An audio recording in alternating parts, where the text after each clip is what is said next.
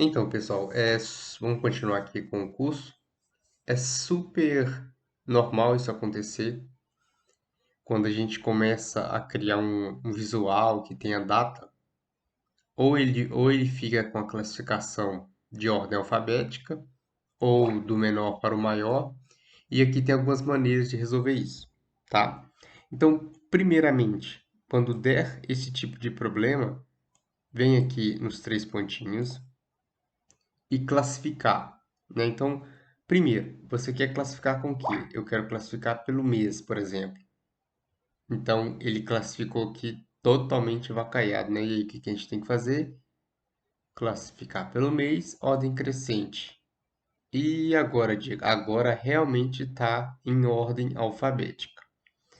Por que ainda não colocamos na forma correta? Ou seja, janeiro, fevereiro, março.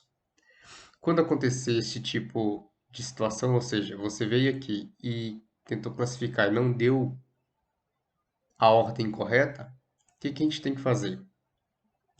A gente vem na tabela, vem aqui no decalendário, clica no mês, ok? E aqui em cima existe essa opção de classificar por coluna, ou seja, qual que é a ordem que eu quero que esse mês nome, ou seja, Jan, Feb, fica.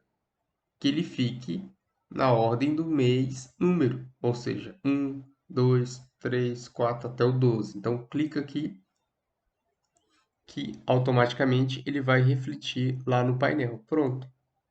Janeiro, fevereiro, março, abril, maio e assim por diante. Ok? Então, a gente conseguiu já trabalhar com essa classificação aqui, tá? Aqui eu estou dando um overview geral desses pontos que a gente tem que ter atenção, tá? Então, eu vou fazer só uma configuração nesse gráfico aqui para a gente começar a entender como configura um gráfico. E nos próximos vídeos a gente já vai começar a entrar em DAX, que é as medidas, para a gente começar, tá, a verificar como é possível criar as medidas, ou seja, os cálculos, para trabalhar com análise de dados. E também a gente vai vir aqui nos relacionamentos e vai por todos os relacionamentos que é preciso para que o painel converse, vamos dizer assim, ou seja, que ele fique interativo da melhor maneira possível, conversando com as informações que tem que ser, ok? Então aqui é bem simples, cliquei, toda vez que eu for mexer com a parte de rótulos de dados, eu não quero ver se o eixo X ou Y, vem aqui neste rolinho, tá? Para vocês que ainda não sabem o que que é o eixo X e Y, aqui visualmente fica fácil de você compreender. Então, eixo X sempre na horizontal, eixo Y na vertical, ok? Então, o que que eu quero fazer primeiramente? Eu quero colocar aqui em cima os rótulos de dados, ou seja, os números, né? Aqui a gente tem o tooltip, né? Ou dica de ferramenta, que muitos conhecem, que é passar o mouse em cima da informação e visualizar, ok? Mas eu quero colocar o rótulo de dado. Então, aqui no finalzinho tem. Então, clicou, ele já mostra aqui para mim os rótulos de dados. Importante. Dependendo do gestor, dependendo do trabalho que você está fazendo, é importante você colocar, às vezes, numa casa decimal de milhões, de bilhões, de milhar, ou seja, depende muito do que você está trabalhando. Então, como que funciona?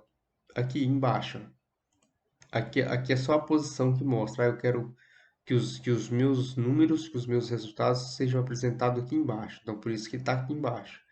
Eu quero que ele seja na extremidade interna, então ele vai ficar aqui no final. Então, depende muito do visual que você está trabalhando e do qual assunto que você quer, ok? E depende também do gosto de muitos dos gestores ou do que você está trazendo de informação. Então, aqui existe a opção exibir. Então, o que que é esse auto aqui? É automático. Então, quando a gente tem aqui essa casa de milhões, ele vai automaticamente identificar isso. Se você está trabalhando com bilhões, trilhões, ele vai identificar isso conforme o que aquela barra está representando. Então, vamos supor que essa barra aqui está representando milhar, ele vai automaticamente trazer o símbolo de milhar aqui. Então, esse é um ponto que você tem que se atentar.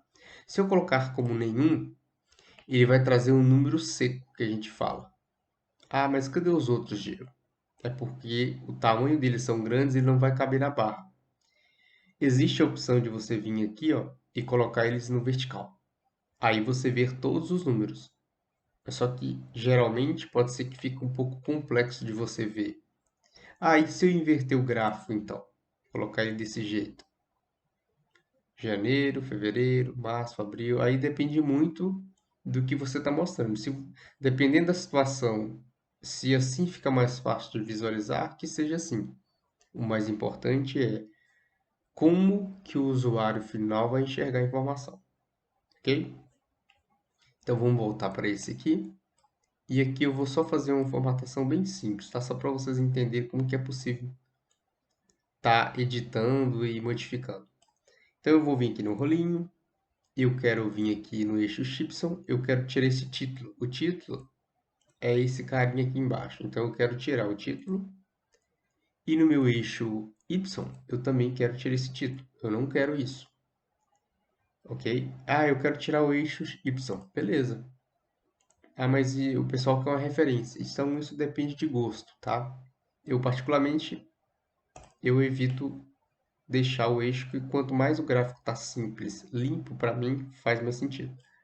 E aqui em cima, em geral, você pode vir no título e você pode apertar um Ctrl A e colocar, por exemplo, quantidade de receita por mês. Esse é um exemplo bem simples, tá, gente? Pronto.